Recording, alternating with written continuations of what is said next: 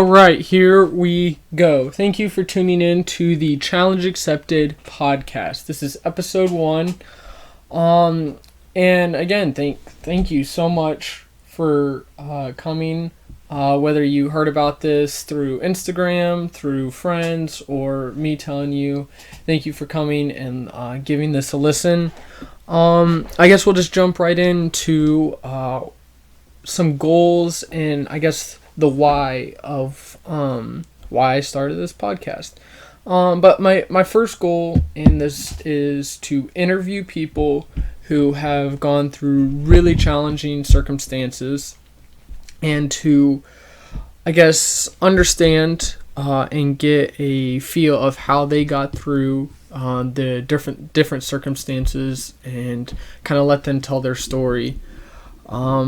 But that's goal number 1. Goal number 2 would be to tell stories. So there's going to be a lot of people that have really amazing stories that I'm not going to be able to sit down and interview because either they're going to be way too busy or they're way too popular and I could never actually sit down with them. But I would like to tell their stories, and because I know of at least a few that I'd like to tell that are just really inspiring, really interesting. And I'd really like to tell those, and hopefully they're inspiring to you guys as well. My third goal is to accept challenges from you all that either through comments on the video on YouTube or through the Instagram page or however you can reach me, that you guys can nominate me or challenge me, I guess would be the best word to say. Challenge me to do something that you think I should do, that maybe you've done and you think I should give it a try, or maybe it's just something you've seen online or on social media that you're like, oh, you should try this out. So go ahead. Once this podcast gets released, the Instagram page is already up and running. If you'd like to visit it, it's at CA_podcast. So go give that a follow, and then you can direct message me of different challenges you would like for me to do. And throughout probably the month, hopefully monthly, I'll be posting videos on YouTube of me doing those challenges, and hopefully I can get some really good video and some good footage of me doing some pretty crazy stuff. And then fourth goal is I want to give you guys some challenges, weekly and monthly challenges, that hopefully they're going to be super easy, super simple, not hard to do at all. I'm going to try to make it like zero expense, like easiest thing you can do, but it's still going to be a challenge. So it's kind of a oxymoron. It's gonna be super easy, but it's a challenge. But I guess you'll see later in the video I'll get to what week 1's challenge is. But I guess we'll now just jump right in to our first story. So this first episode I am gonna be I guess narrating, not really narrating, but I guess just giving somebody's story. I really am excited about this one. This is someone I guess he's been my hero ever since I found out about him. His name is Michael Murphy, Lieutenant Michael Murphy. He is part of the group in the Lone Survivor movie/book, along with, you guys probably will recognize Marcus Luttrell more. But Michael Murphy was part of that unit that was with Marcus Luttrell. And to start off this story, I'm going to go ahead and play you a clip from Michael's Medal of Honor speech. Michael ended up, he died that day where Marcus Luttrell survived, hence the name Lone Survivor, unfortunately. But I'm going to go ahead and play you George Bush's speech when he gave Michael Murphy's family the Medal of Honor in honor of Michael. But it's just really good. It's the video is actually posted on YouTube by the page The Dale Doback. Don't know if he posts anything else or whatever, but he posted this video and I really like it. So I'm going to go ahead and play the audio from that video now. Michael also earned the respect of his men. They remember a wise-cracking friend who went by Mikey or Murph. They remember a patriot who wore a New York City firehouse patch on his uniform in honor of the heroes of 9/11.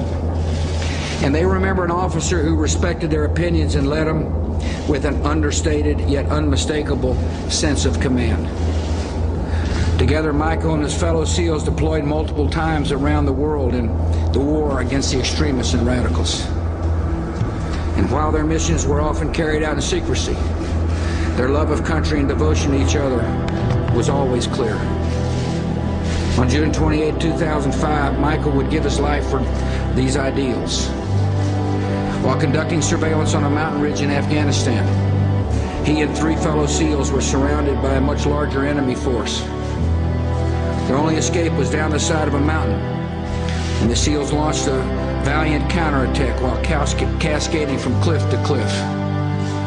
But as the enemy closed in, Michael recognized that the survival of his men depended on calling back to the base for reinforcements. With complete disregard for his own life, he moved into a clearing where his phone would get reception. He made the call, and Michael then fell under heavy fire. Yet his grace and upbringing never deserted him. Though severely wounded, he said thank you before hanging up and returned to the fight before losing his life. Unfortunately, the helicopter carrying the reinforcements never reached the scene. It crashed after being struck by a rocket-propelled grenade. And in the end, more Americans died in Afghanistan on June 28, 2005 than on any other day since the beginning of Operation Enduring Freedom. This day of tragedy also has the sad distinction of being the deadliest for Navy Special Warfare Forces since World War II. One of Michael's fellow SEALs did make it off the mountain ridge. He was one of Michael's closest friends. Petty Officer Marcus Luttrell of Texas, author of a riveting book called Lone Survivor, put it this way: Mikey was the best officer I ever knew, an iron-souled warrior of colossal and almost unbelievable courage in the face of the enemy. For his courage, we award Lieutenant Michael Murphy the First Medal of Honor for combat in Afghanistan. And with this medal, we acknowledge a debt that will not diminish with time and can never be repaid. Our nation is blessed to have volunteers like Michael, who risk their lives for our freedom. We're blessed to have mothers and fathers like Maureen and Dan Murphy, who raise sons of such character and courage. And we're blessed with the mercy of a loving God, who comforts all those who grieve. And now I ask Michael's parents to join me on stage and the military aid. Man, every time I watch that video or listen to that recording, I gotta think, how do I become more like him? How do I get people in my life like him? How do I get friends like that? Like, it's just, how do you get to the point of where, like President Bush said, with complete disregard for his life, moved into an open area so that he could save his friends? And it's just that moment of where he knew what he had to do. He knew the challenge before him. He accepted it. He didn't really care about the consequences.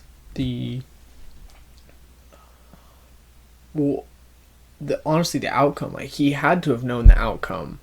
And I believe he knew the outcome, that he was going to die, or most certainly was going to die. But yet he was willing to do it. He accepted the challenge of it, even though he knew the outcome was going to be like that. And so,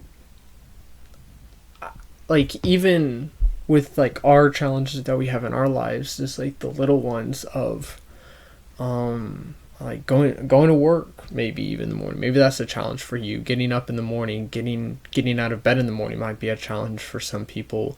Running a couple miles, that's a challenge, but it's small. But like, we're not gonna die. We're not gonna get shot for going and running a couple miles. Like, we honestly probably get praise, like, oh, good job, you ran a couple miles. And like, going to work, yeah, duh, you should go to work. People, like, if you don't go to work, people are like, what's wrong with you? Like, but how do you get the mindset to where, in complete disregard for your life, you're willing to do whatever to save somebody else? Obviously, that he's close friends with those guys. I mean, like, they are his brothers that are fighting alongside with him, and any of them would have done the same for him. But that's honestly what this whole podcast is for, kind of figuring out that mindset of those people, of like long distance marathon runners. How do they see the challenge before them, but yet they have the mindset to accept whatever is going to be before them and continue to press on? I mean, there's these like 250-mile races that people do, and like, just to think, driving 250 miles, like, I don't, like, that's not something I want to do, really. Like, I mean, that's a couple hours, like, I don't really want to do it. But these people are like, yeah, I'm gonna run 250 miles. Obviously, it's not just straight. You take breaks and have to eat and all that. But there's these people that take on these massive challenges, and on it, there are other people that have these challenges thrown on them. Of, they lose a family member to different situations, either a car accident or cancer or whatever, or they have something thrown upon them. Either they got hit by somebody and now they're paralyzed from the waist down, and they've got to deal with that the rest of their lives. And what's the mindset of, if I got hit by a car and was paralyzed from the waist down, or even a quadriplegic, like, in my mind I can be like, the rest of my life, maybe the 50 years left, I don't know if it would be that long, but the 50 years left of my life, I'm going to be paralyzed. Like, do I want to do that? Like, do I want to accept this challenge? Do I want to live the rest of my life like this, or do I want to just end it now? And a lot of people have those thoughts of, I don't want to go through whatever I'm going through right now. People lose friends, people lose family members, and they don't want to deal with it. But then there are those people who get through it. They do deal with it. And this podcast is exploring of, how do those people get through different circumstances, difficulties, and challenging events like that. And they almost seem to accept it, and like, they hardly ever think about it again, or it appears, I know they have to think about it again. I mean, like, it's every day people think about it.